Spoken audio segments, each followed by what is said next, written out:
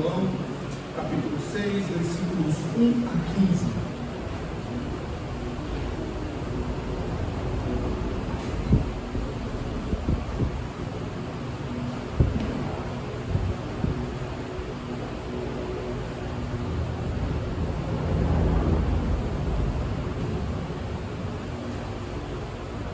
Leamos a palavra do Senhor, Evangelho de João, capítulo 6, versículos 1 a 15, e diz assim o texto sagrado: Depois destas coisas, atravessou Jesus o mar da Galileia, que é o de Tiberíades.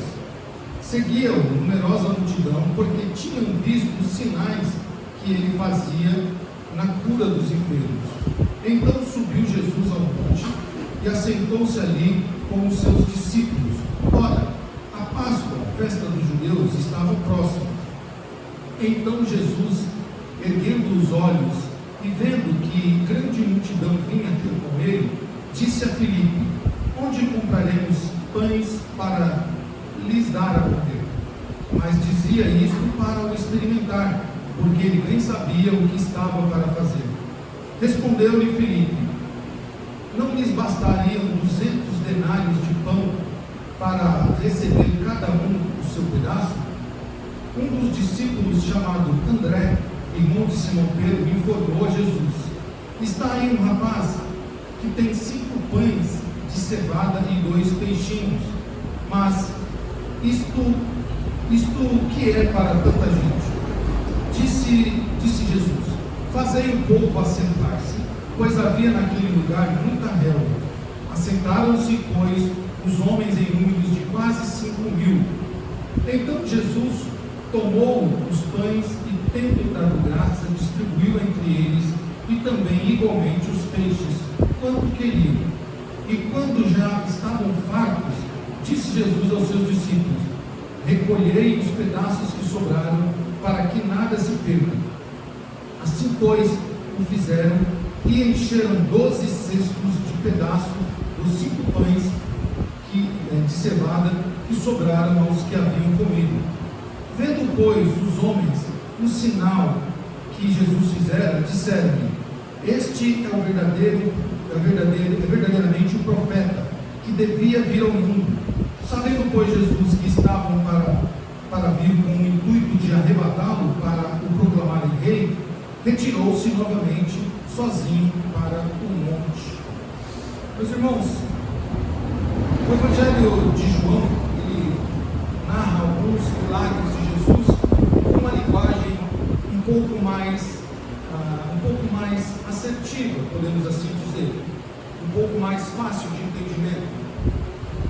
E nesse texto que nós lemos, nós já podemos imaginar, juntamente com os demais textos lidos, tanto no Êxodo quanto na continuidade desse texto, e também, essa é um retrato do ser humano, o quanto nós esquecemos das coisas grandiosas que Deus faz nos momentos de dificuldade. Isso é algo característico do ser humano desde que o mundo é mundo. Desde que o Senhor Deus colocou Adão e colocou Eva para habitar neste mundo, o homem se esquece da grandiosidade e dos feitos de Deus nos momentos de dificuldade e crise que ele vive. Há muitas pessoas que presenciaram milagres de Deus, como conversões inimagináveis, como suprimentos que a pessoa não sabia de onde vinha, como livramentos, mas chega um momento em que as coisas não funcionam como ela esperava, e então ela começa a duvidar, começa a murmurar contra Deus. Isso é característica do ser humano. Daqui não é diferente. Como não foi diferente no texto de Êxodo que nós lemos, quando o povo que presenciou milagres de Deus, presenciou a grandiosidade de Deus, em um momento esqueceu da grandeza de Deus. E mais à frente, aquele povo do deserto, eles iam inclusive enjoar do maná, iam reclamar do pão que Deus enviou do céu. Você pensou nisso? Este povo, do povo judeu, reclamou do pão que Deus enviou do céu. É um absurdo nós pensarmos assim. Mas quantas quantas vezes Deus também derramou coisas espirituais, bênçãos espirituais em nossa vida, e nós também, como esse povo, nós também murmuramos e até mesmo duvidamos da fé em Cristo. O texto de João capítulo 6, os 15 versículos que nós lemos, então ele relata o milagre da multiplicação dos pães e do peixe. Alguns que não gostam de usar essa nomenclatura, multiplicação, chamam de adição, ou chamam de acréscimo, mas o fato é que Jesus, ele pega 5 pães e 2 peixes e alimenta uma multidão imensa, e Jesus alimenta essa grande multidão com apenas esses 2 alimentos específicos e de número pouco em relação à população que tinha. Este texto, irmãos, ele destaca então alguns aspectos significativos que nós podemos aprender. Ele foca aqui a provisão divina. A primeira coisa que nós podemos enxergar nesse texto é a provisão divina. Ele mostra que Deus provê aquilo que nós precisamos. Um segundo enfoque que esse texto nos dá é que a identidade messiânica de Jesus Cristo é identificada. Quando sinais acontecem, quando o milagre acontece, então a identidade messiânica de Jesus, ela é trazida ao foco, é trazida à cena, é trazida ao centro. E nós vemos então, por fim, neste texto, a natureza do reino de Deus. Nota, esse texto fala de providência divina, fala da identidade messiânica de Jesus Cristo, e também fala da verdadeira natureza do reino de Deus.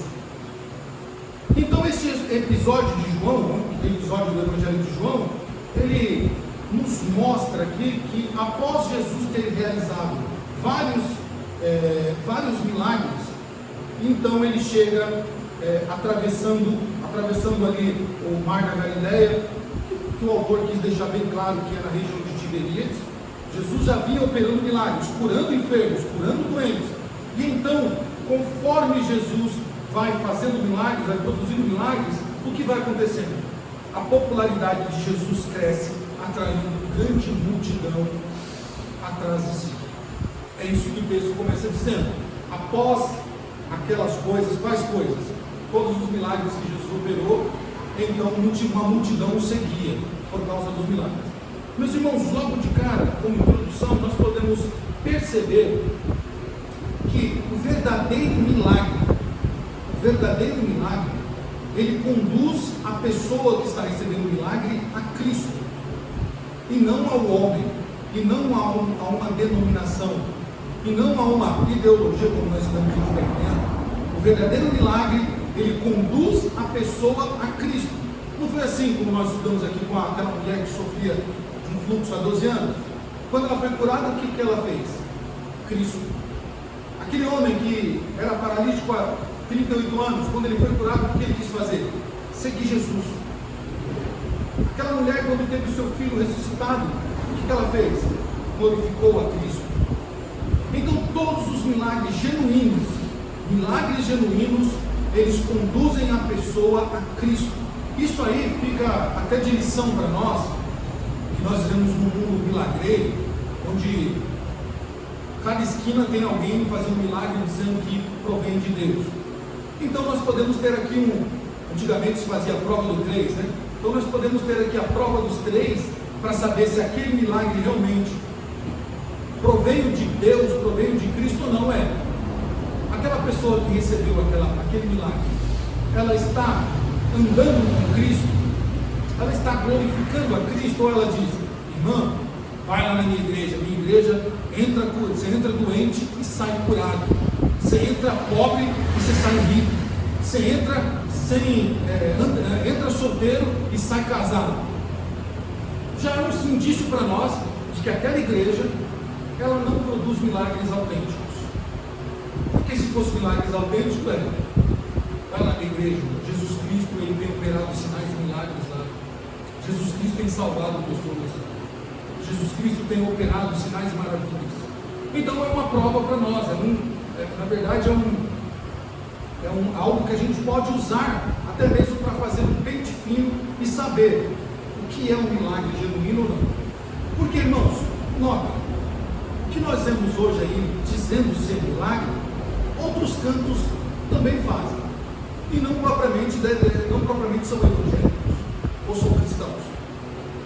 Então nós devemos ter cuidado com isso. Nós vamos aprender isso também no texto.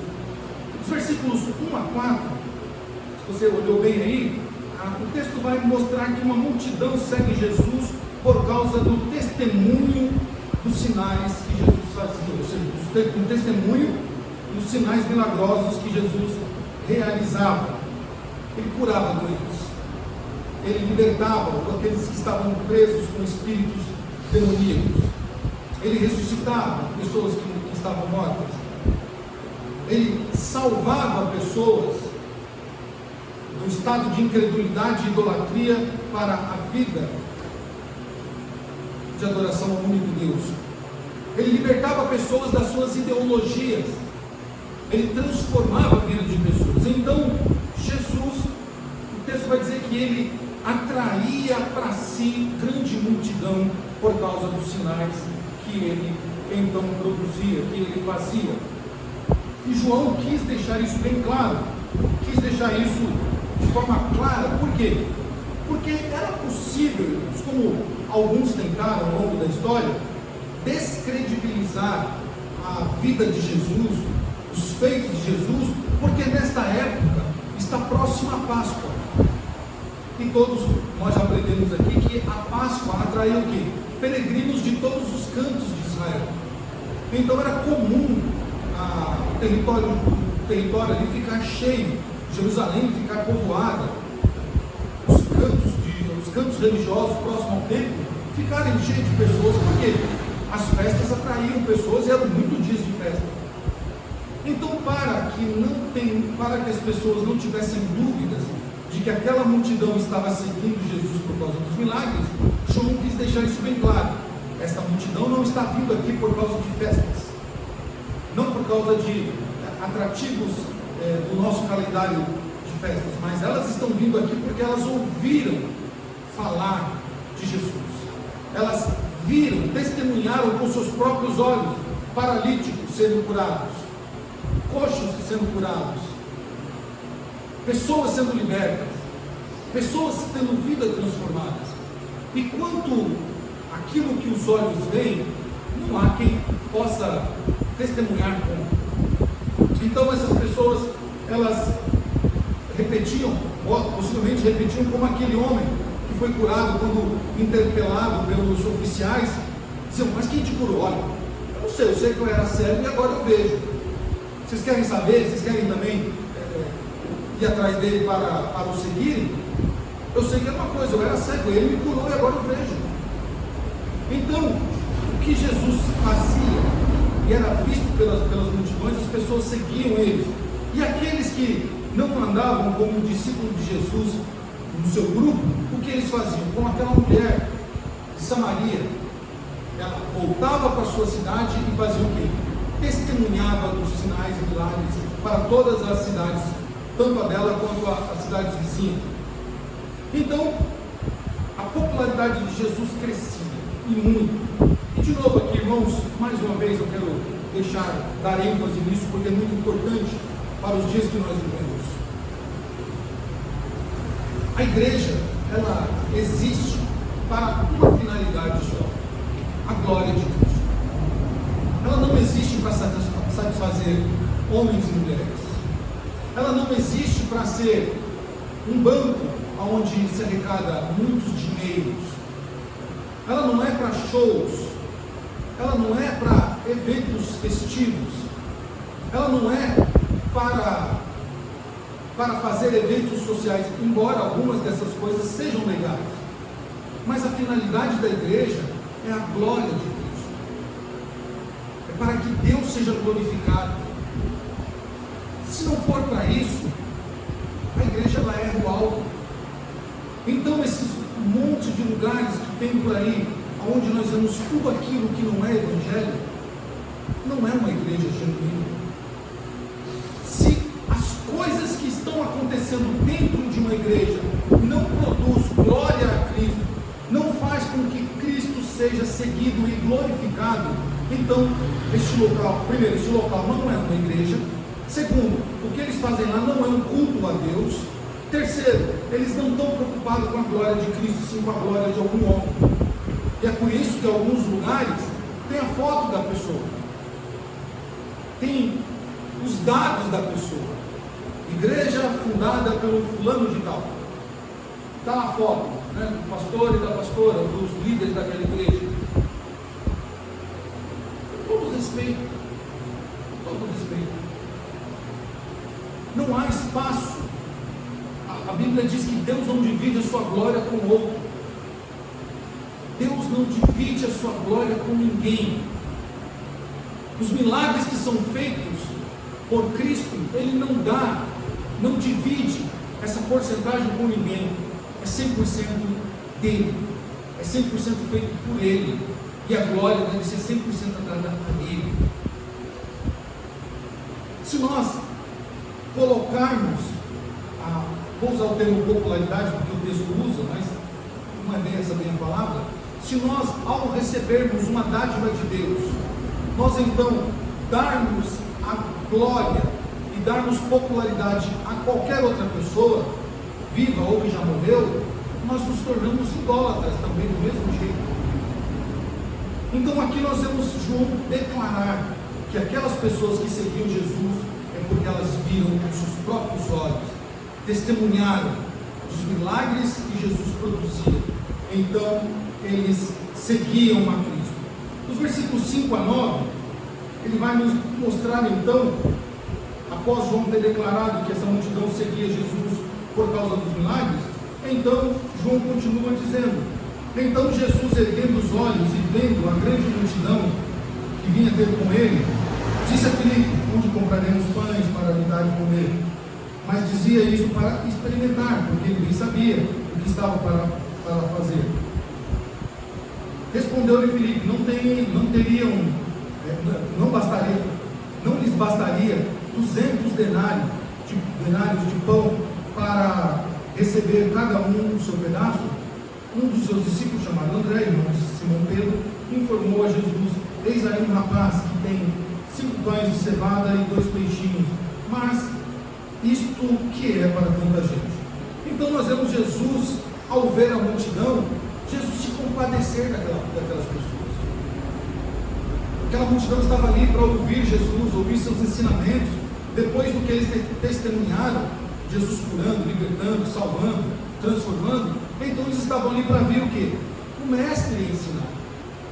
Mas quando Jesus olha para todas aquelas pessoas, o texto de Marcos ele vai ser um pouco mais aberto nisso. Ele vai dizer assim: que os discípulos chegam a Jesus e falam: Jesus, despede-os, porque já é tarde e não tem que dar de comer a eles. Jesus diz: dai vocês de comer, dai vocês de comer. E então entra nisso em que Filipe disse a Jesus: não temos como sustentar uma multidão desse tamanho, nós precisaríamos aí de muito dinheiro para suprir o que eles precisam. Então Jesus, ao ver a multidão, ele pergunta a Filipe: como comprar pão para alimentar todos eles? E aqui Jesus estava testando realmente a fé de Filipe. E notem, quem era Filipe? Filipe não era aquele que convencera Natanael de que Jesus era o Cristo. Filipe não era esse homem cheio de fé que testemunhou para Natanael, dizendo: Natanael, ele é o Cristo que nós esperávamos. Onde estava a fé daquele homem agora, quando ele, indagado por Cristo para alimentar a multidão, então Filipe diz: Senhor, não temos dinheiro para isso, precisaríamos de 200 denários. Um denário seria uma jornada de trabalho de um homem em um dia. Então, precisaríamos de 200 jornadas de trabalho, é muito dinheiro, um alto valor. Filipe mostra então a sua preocupação com o custo que aquilo daria. E essa preocupação de Filipe, meus irmãos, indica uma impossibilidade financeira de alimentar tanta gente. Notem, Jesus estava testando realmente a fé. E não é assim que Cristo faz conosco? Ele nos testa também. Quando os recursos humanos se esvaem, e então nós olhamos e Cristo nos manda fazer, a gente diz assim: mas Como eu vou fazer isso? É impossível. Existe uma impossibilidade aqui, não tem como. Não há possibilidade de fazer isso. Jesus estava testando a fé dos apóstolos aqui. Quando André chega, André, irmão de Simão Pedro, chega e diz: Senhor, olha, temos aqui um rapaz, né? O grego aqui nos ajuda, que chama de uma criança. O grego coloca ela como um rapaz ou uma criança escrava, ou filho de escravo. Então essa criança que estava ali, ou esse rapaz que estava ali, com 5 pães, estava certamente, eram 5 pães para o seu alimento próprio, ou para o seu senhor, ou para os seus próximos, está ali como providência de Deus. Notem, este personagem, essa criança ou esse rapaz que está ali, não está ali por acaso, mas está ali como uma providência de Deus, para mostrar que Deus não precisa de grandes coisas para realizar os grandes feitos. Você deve muito bem lembrar daquela mulher, daquela viúva, que tinha apenas um pouquinho de azeite na botija, e ela então, quando o profeta chega a ela, o que ela diz para o profeta? Olha, profeta, eu tenho somente um pouco de azeite na botija, um pouco, né, um pouquinho de fermento eu vou fazer aqui. Quando está com meu filho, comer eu e ele, vamos morreremos. Falou, faz um bolo para mim primeiro. Testando a fé daquela mulher, para que ela entendesse de que ela não precisaria de muito para Deus operar na vida dela. Então ela faz o bolo e diz o texto que da farinha ou da panela não faltou a farinha, e nem da botija o azeite. E aqui nós vemos algo muito semelhante: 5 pães e 2 peixes para alimentar aproximadamente 5 mil, um pouquinho mais de 5 mil pessoas. Irmão, humanamente é impossível. É impossível humanamente. E se pegar alguns que comem um pouquinho além do limite, aquele que gosta de repetir, aquele que gosta de comer um pouquinho a mais, quando tem aquele alimento suculento, aquele alimento gostoso, a pessoa olha e fala assim: eu vou comer um pouco mais. Não está preocupado com o outro. Não havia preocupação com o outro. Então, Jesus está mostrando a providência. Eu quero que vocês tenham fé. Poxa vida, mas não seria até contraditório isso que nós estamos vendo? Porque o que aqueles homens presenciaram junto com aquela multidão? Milagres dos mais variados possíveis. Os discípulos viram aquilo que aquela multidão viram, e viram até algo mais. Eles viram Jesus realmente travar batalhas espirituais com o diabo, com os demônios. Eles viram Jesus ser transladado, não é a palavra melhor, mas ser transportado de um local para o outro. Quando os seus algozes quiseram prender Jesus, ou pegar Jesus antes do tempo, eles viram sinais, viram muitos. João chega a dizer que se fosse escrever tudo aquilo que Jesus fez, não haveria livros do mundo para conter. Mas agora eles estão incrédulos, porque não tem alimento suficiente para alimentar mais 5 mil pessoas. Irmãos, é muito fácil quando nós olhamos para o texto e nós julgamos os discípulos, discípulos incrédulos, mas nós diariamente agimos de modo semelhante, quando eu e você já sabemos o que Deus fez na nossa vida, e o Senhor realizou muitas coisas em nossa vida. Se nós pararmos nesse exato momento agora, pararmos e pegarmos uma folha e uma caneta e começarmos a escrever o que Deus fez por nós, são muitas coisas. Algumas coisas grandiosíssimas, outras coisas que talvez nós não olhamos com um olhar tão assim atencioso, mas que é um milagre feito por Deus. E então nós estamos duvidando de Deus hoje, dizendo: Senhor, mas será que isso vai acontecer na minha vida? Será que 24 vai ser melhor que 23? Poxa, Senhor, será que o Senhor vai salvar aquele meu parente que ainda não é salvo? Será que Deus vai libertar aquela pessoa que está presa no vício? Será que Deus realmente vai mudar, para me abrir uma porta de emprego para mim? Será que Deus vai me trazer alguém para mim compartilhar a minha vida, criar a minha família? Notem, eu estou falando de coisas cotidianas, coisas do nosso dia a dia, em que nós já vimos Deus operar grandiosamente na nossa vida.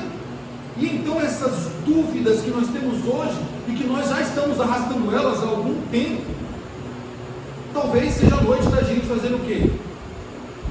Abrir mão dessas dúvidas, e fazer como nós cantamos essa noite, colocar a nossa fé no Senhor.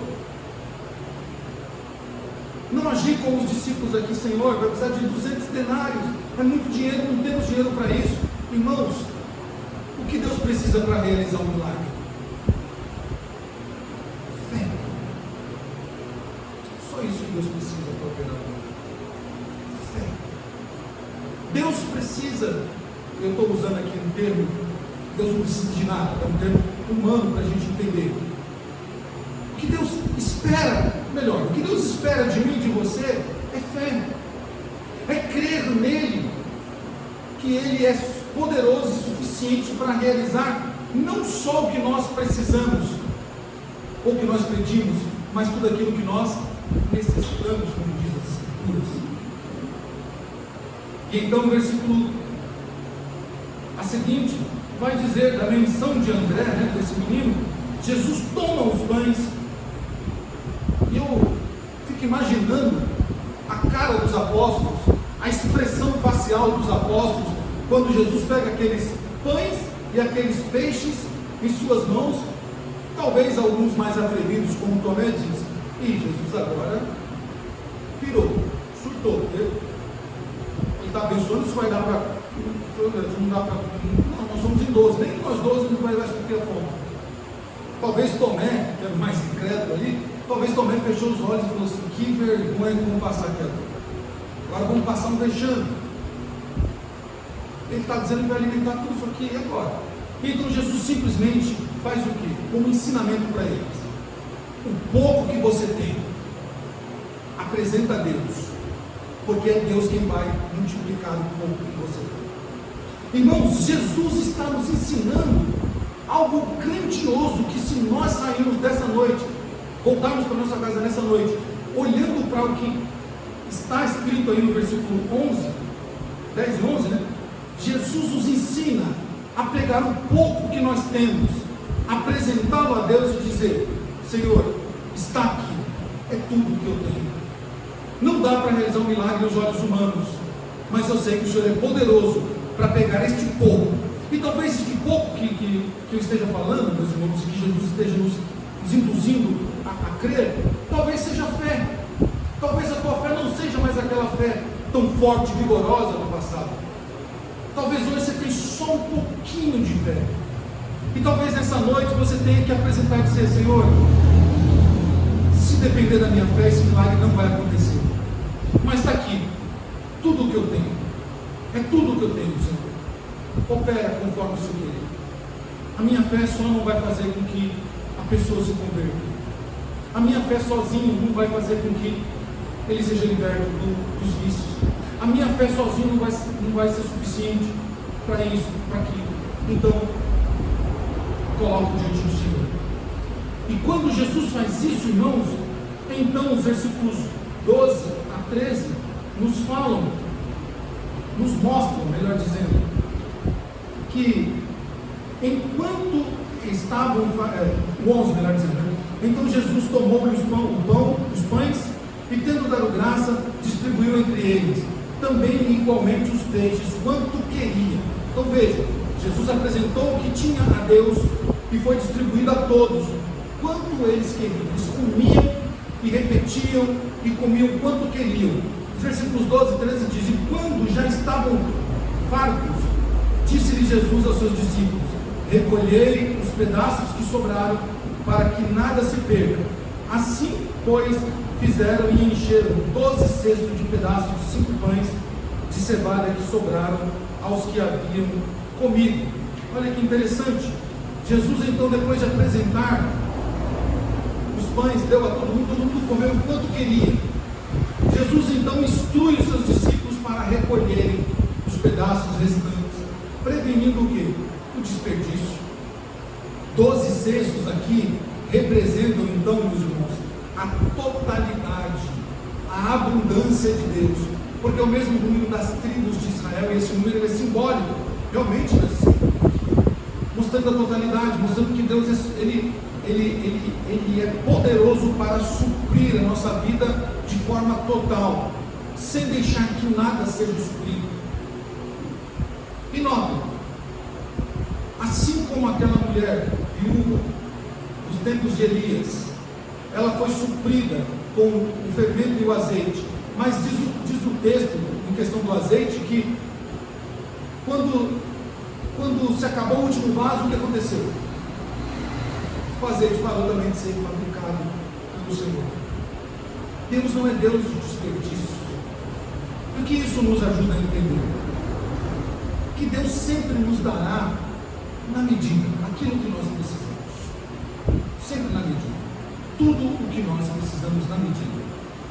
Deus não é um Deus que deixa faltar, e não é um Deus que vai nos dar para desperdício. Deus sempre vai nos dar tudo o que nós precisamos na medida, porque Ele é um Deus que supre a nossa totalidade. O texto que nós lemos de Êxodo 6 é um exemplo disso. O que Deus disse a Moisés para dizer ao povo? Eu vou dar pão do céu para eles, eles vão colher somente o pão do dia. Eles não podiam colher para o dia seguinte. Alguns tentaram, mas quando foram olhando as suas bolsas, tinha embolorado. Por quê? Era Deus dizendo: vocês precisam crer em mim, que o que eu dei hoje, eu vou dar amanhã. E o que eu vou dar amanhã, eu vou dar depois da manhã também. Então, quando Deus nos dá por medida, é Deus nos ensinando a confiar nele. É Deus trabalhando em nosso coração, trabalhando em nós para que nós tenhamos fé nele. Por que as Escrituras dizem que é difícil que um rico alcance o reino de Deus? Porque o rico, existe no rico um grande medo do amanhã. Então ele armazena tudo hoje, ele recolhe tudo hoje para não faltar amanhã, porque ele confia somente nos seus recursos. Mas o povo de Deus não, o povo de Deus confia no seu Senhor, que supriu, supre e continuará nos suprindo em tudo aquilo que nós precisamos. Versículos 14 e 15, meus irmãos, nos mostram que a multidão, ao ver o milagre, então, nós vimos a primeira parte aqui, da providência de Deus, Deus provendo o que o povo precisava, e agora nós vemos um segundo enfoque desse texto, quando a multidão olha para Jesus, então, para os milagres que Jesus acabaram de realizar, então eles declaram Jesus como profeta. Olha aí os versículos 14 e 15. Vendo, pois, os homens o sinal que Jesus fizera, disseram: este é verdadeiramente o profeta que devia vir ao mundo. Então, o que nós vemos aqui? O reconhecimento messiânico de que Jesus é realmente o Messias. Então agora, diante dos milagres, eles não tinham outra atitude a fazer, senão fazer o quê? Reconhecer aquilo que as Escrituras diziam acerca do Messias. Ele é o profeta prometido e que viria até nós. Mas, contudo, todavia, há um outro porém aqui. Eles reconheceram a messianidade de Cristo, mas também, meus irmãos, eles não entenderam que o reino de Deus não consiste nas coisas desse mundo. O texto do capítulo 15, versículo 15 diz que Jesus, sabendo disso, se retirou do local, porque eles iam forçar Jesus a ser um rei terreno deles. E Jesus já disse isso em outro ensinamento, que o reino dele não é deste mundo. O que eles queriam? Queriam um rei físico para sentar realmente, literalmente, no trono de Davi, para libertá-los do jugo de Roma, para libertá-los da opressão que Roma causara sobre eles, dos altos impostos. E Jesus não veio para isso. Jesus veio para dar liberdade ao cativo, como diz o profeta Isaías. Jesus veio para ser a oferta pelos nossos pecados. E eles não entenderam. Então eles achavam que o reino de Jesus deveria ser neste mundo. Assim são todos aqueles que usam os milagres de Jesus para instaurar, para formar reinos neste mundo. E de novo, me perdoe, Deus, por ser muito incisivo no que eu estou falando. A igreja erra o alvo quando ela traz para si um reino dentro deste mundo, quando ela se faz um reino neste mundo. João Calvino, escrevendo um texto, ele diz que o Senhor, ele cuida das rugas e cuida do envelhecimento da igreja. O que ele está dizendo ali? Que a igreja, ela deve ser simples. E ao passo que a sua simplicidade vai indo, o próprio Deus vai cuidando da sua fisionomia. O próprio Deus vai dando vigor a ela. Ela não precisa se envaidecer. Ela não precisa construir impérios neste mundo. Há algumas situações que nos envergonham como cristãos. Nos envergonham. Ao ver o pobre passando necessidade, ao ver pessoas passando necessidades físicas, necessidades das mais básicas possível. Tem pessoas que não têm uma pasta de dente para escovar os dentes, e próximo à casa dessas pessoas, verdadeiros reinos, com igrejas riquíssimas, com materiais caríssimos, com carros que o pessoal olha assim e fala: meu Deus, Deus não nos chamou para isso. Deus nos chamou para apresentar o reino dele para essas pessoas. Este milagre é um exemplo de como é o reino de Deus. O reino de Deus tem alimentos para todos de forma igual. No reino de Deus não há desigualdade. No reino de Deus não há preferidos, em que uns ganham mais, outros ganham menos. No reino de Deus não há privilégios para alguns. No reino de Deus há o rei coroado e os seus filhos, que são convocados a reinar juntamente com ele. Meus irmãos, este milagre que nós vemos destaca então a provisão divina. Mesmo diante da insuficiência humana, Deus é capaz de suprir todas as necessidades. Para nós, esse texto então nos dá um exemplo, dá uma lição muito boa para nós. Nós não devemos olhar para as nossas dificuldades, mas sim o que Deus pode fazer por nós. Esse milagre narrado no texto de João mostra também a reação daquela multidão quando queria proclamar Jesus como um profeta, como alguém idêntico a Moisés. Porque no texto seguinte, que nós vemos na liturgia, mostra eles dizendo: Senhor, o Senhor fez milagre, o Senhor mandou o pão do céu, legal, barriguinha cheia, nós estamos aqui saciados. Mas Moisés nos mandou também o pão do céu. Como é que a gente pode fazer como que a gente pode fazer igual ao Senhor esses milagres? E Jesus disse: vocês não entenderam nada. Vocês comeram, se fartaram, mas não entenderam, não aprenderam nada. O meu reino não é deste mundo. Vocês precisam buscar o verdadeiro pão do céu. Quem dá ao meu Pai o verdadeiro pão do céu? E Jesus, ele está mostrando para eles que a preocupação é outra.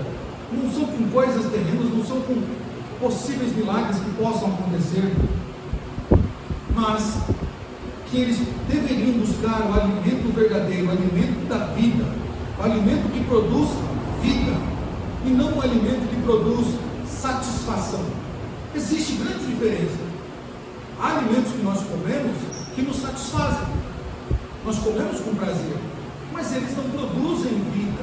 Pelo contrário, alguns aí, até as nutricionistas, até nos dizem para não chegar perto. Mas para nós é uma satisfação quando comemos.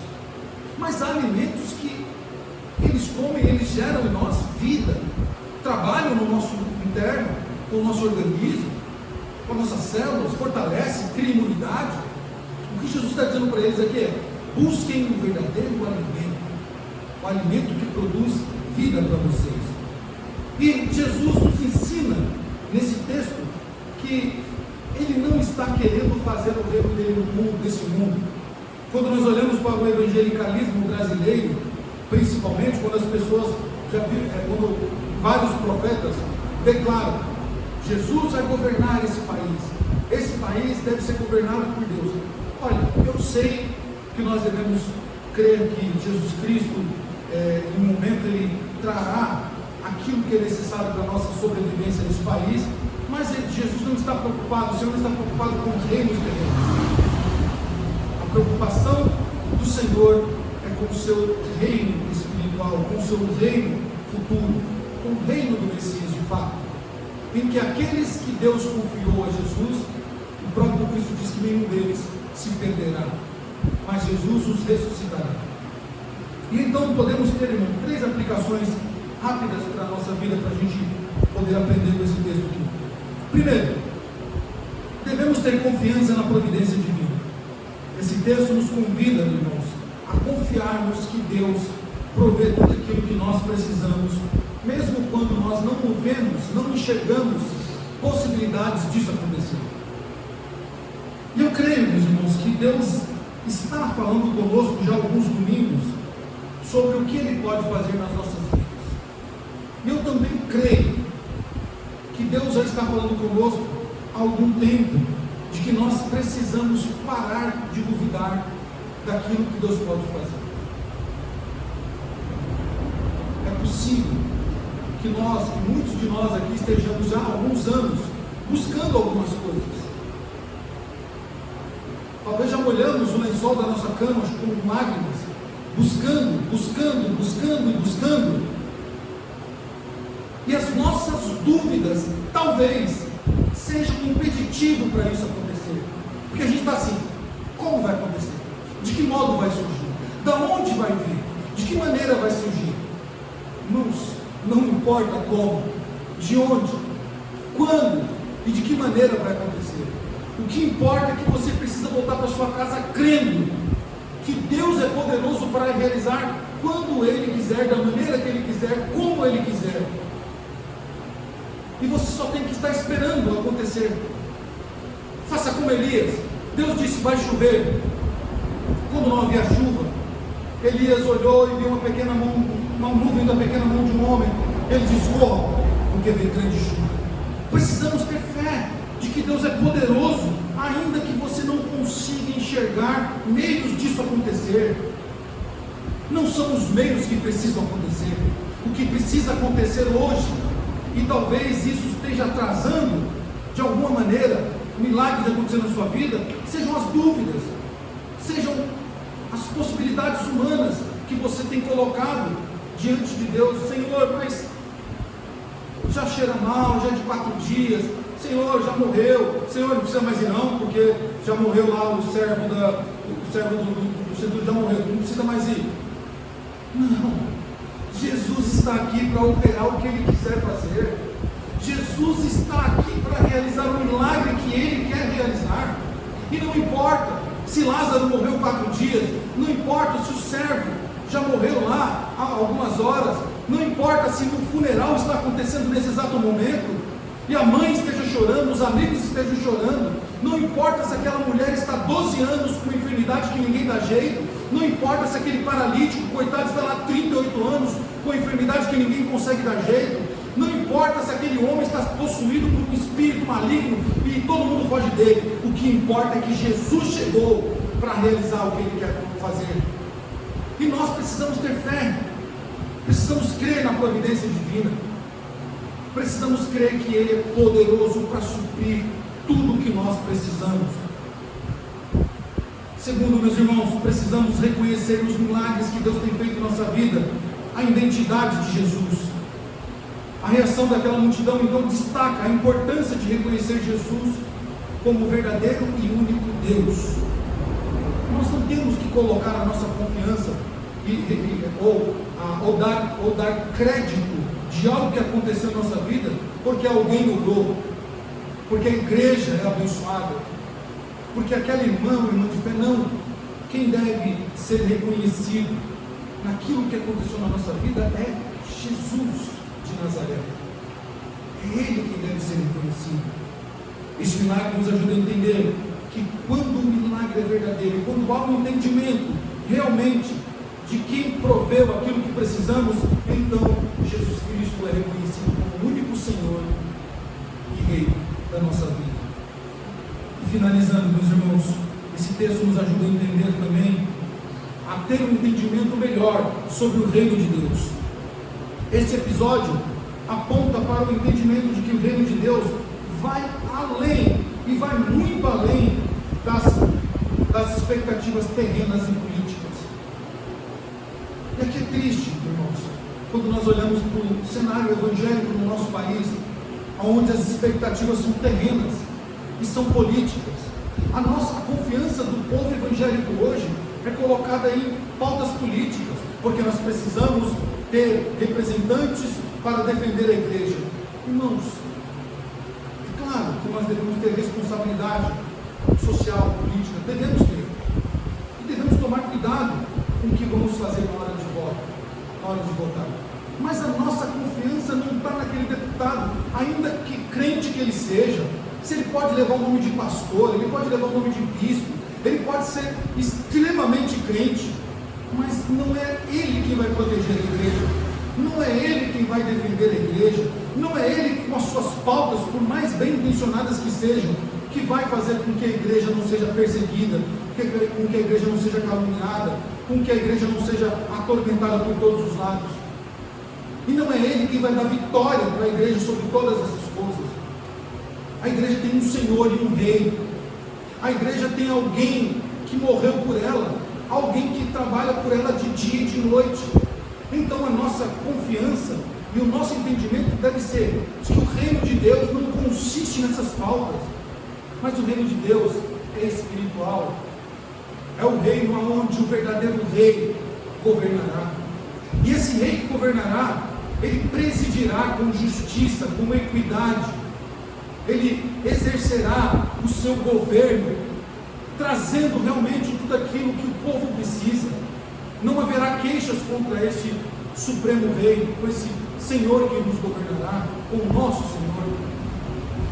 As nossas expectativas, meus irmãos, devem ser de alcançar este reino que breve virá, onde não haverá injustiças, onde não haverá pautas malignas e maldosas que oprimem o órfão, que tiram a providência da viúva, que maltratam o servo, que maltratam o escravo. Não, esse reino que está estabelecido, o reino de Deus, é o reino onde o Senhor Jesus Cristo voltará com a sua igreja para governar este mundo com a maior e mais perfeita justiça. Que Deus nos ajude, meus irmãos, a compreender isso. Que Deus nos ajude para que essa noite não seja uma noite como as outras qualquer, mas seja uma noite em que nós voltemos para a nossa casa convictos que a nossa fé deve ser depositada nele de fato, no Deus da providência, o verdadeiro Senhor da igreja, o verdadeiro Messias da igreja, cujo rei está perto, está próximo de vir, para a glória de Deus.